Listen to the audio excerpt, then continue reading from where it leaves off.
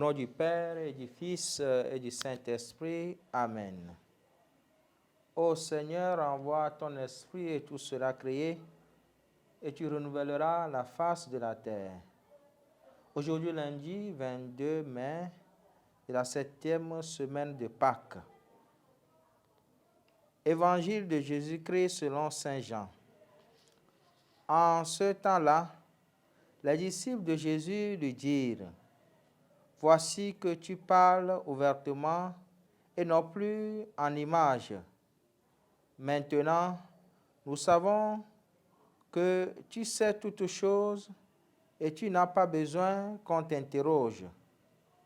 Voilà pourquoi nous croyons que tu es sorti de Dieu. » Jésus leur répondit: « Maintenant vous croyez. Voici que l'heure vient.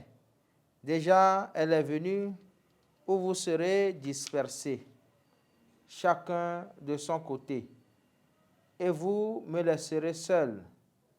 Mais je ne suis pas seul, puisque le Père est avec moi.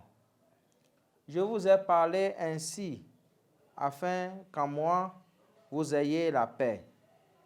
Dans le monde, vous avez à souffrir, mais courage, moi je suis vainqueur du monde. » Acclamons la parole de Dieu.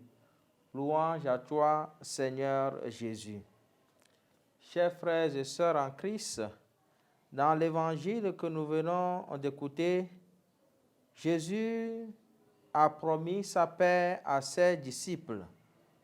Oui, la paix, cette valeur tant recherchée qui aussi donc devient dans nos jours et dans les pays comme les nôtres chose rare. Mais Jésus promet une paix en lien avec la connaissance, cette connaissance chrétienne. Pour avoir cette paix, il faut demeurer dans la foi, il faut du courage, il faut s'engager de façon non violente. Oui, la paix de Jésus-Christ est cette paix qui nous est transmise comme don, mais aussi comme vertu. Comme don, nous devons la cultiver. Comme vertu, elle doit nous caractériser, afin que nous nous sentions soutenus comme Jésus lui-même se sent soutenu par le Père qui est en lui. Avoir la foi en Jésus-Christ nous permet d'affronter courageusement les vicissitudes de ce monde. Elle nous permet de passer par les souffrances.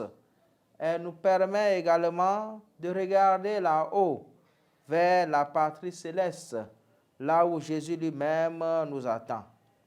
Demandons dans cette célébration la grâce de cette paix intérieure, afin qu'elle ne vienne jamais à nous manquer, pour que notre courage triomphe en toutes choses.